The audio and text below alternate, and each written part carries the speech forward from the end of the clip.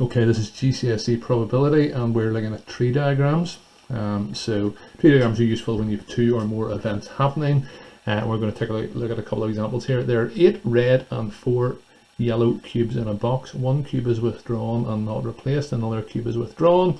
Draw a tree diagram to show all the possible outcomes. Use a tree diagram to find the probability of getting 1 red and 1 yellow cube. So I've already drawn this one out. Let's take a wee look at what we have. First of all, I set it up like this. So the first cube that you take out is either going to be red or yellow. So I've written first here. Now there's 8 red cubes, so 8 out of a total of 12. So 8/12 is the same as 2/3. So I've written this here. If I take a red one out, then I can look at the second one. If I take a red one out, I can then take out a red one or a yellow one. And that's the second one I take out. If I take out a yellow one first, second I can either take out a red or a yellow. Let's look at the probabilities then of each of those. If the first one I've taken out is red, there's now only 11 left in there. And because I've taken a red one out, there's only 7 red. So the probability of taking out a second red is 7/11. If the first one I take out is red, there's now 11 left in there. There's still 4 yellow cubes, so the probability then is 4/11. If the first one I take out is yellow, there's only 11 left in. 8 of them are red, so it's 8/11. And then if the last one I take out is yellow, there is only 3 yellows left, so it is then kind of 3/11. That should give me 3/33. So there's 4 possible outcomes here. And the red and the red, 2/3 times 7/11, top times top, 14, bottom times bottom is 33. Top times top is 8, bottom times bottom, 33. 1 times 8 is 8. 3 times 11, 33. 1 times 3 is 3. 3 times 11 then is 33. I'm not going to cancel that one down. I know it does cancel a wee bit, but we'll just leave it then as it is.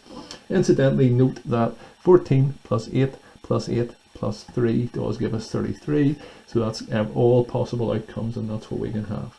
That's our tree diagram drawn, and those are all the possible outcomes. Part B asks us then for probability of getting 1 red and 1 yellow. So let's look at our possible options. That's red, red, that's no good to us. There's 1 red and 1 yellow there. And there's 1 yellow and 1 red. So it can be this one here or this one here. So the probability of 1 red and 1 yellow is going to equal 8/33 plus 8/33.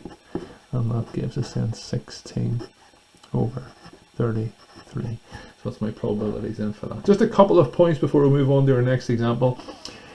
For this to happen, it's a red and a red. Notice I'm using the word and there. That's why I multiply these two probabilities. Whenever you're asked this question in part B, I can have this branch here, or I can have this branch here. And notice I use the word or, so if it's or, then that's why I've added those two probabilities there. Let's take a wee look at example 2, although we have a couple of general wee rules here which are worth mentioning before we move on. Multiply probabilities along the paths. Let's just get that page back again so you can see what I'm talking about. Multiply probabilities along the paths. How's that? Can we see? No, we can see neither. So that's why I multiply along the paths. Each set of branches adds to 1. The branches always add to 1. All the probabilities at the end add to 1. Sorry, each set of branches, so that plus that adds to 1, that plus that adds to 1, that plus that adds to 1, that's the mean set of branches. Probabilities at the end add to 1, and then add results in several paths in OR situations. Exactly what I've just said, that's an OR situation there. That's then why we added it. Okay. Dependent events. 2 events are dependent when the outcome of the first event has an effect on the outcome of the second. I chatted in an earlier video about a tennis set, and this is a similar one. The probability that if it rains tomorrow is 0.76. If it rains, the probability to go swimming is 0.8. Otherwise, the probability to go swimming is 0.15. So let's get our tree diagram drawn here. The first event that can happen is if it's going to rain or not.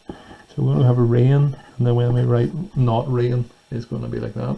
The probability it rains tomorrow is 0.76. That means the probability it's not going to rain, I take that away from 1, is going to be 0.24. If it rains, I can go swimming or not go swimming.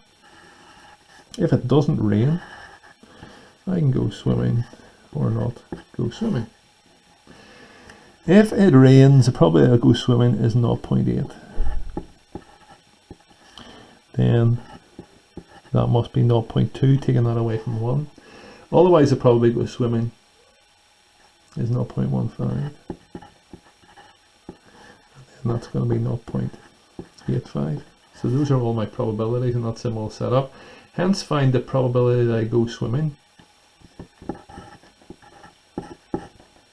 The probability I go swimming is, this one here is a swimming one, and this one here is a swimming one.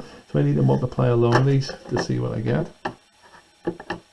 Calculator's not in great shape here.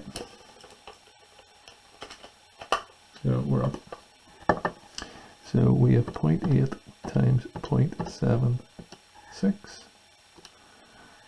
And that gives me 0.608.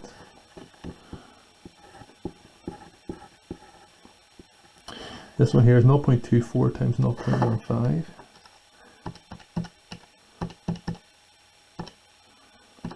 That gives me 0.036. Of course, you can work out the other two as well. It might be kind of part of it. So the probability go swimming is 0.608 plus 0.036.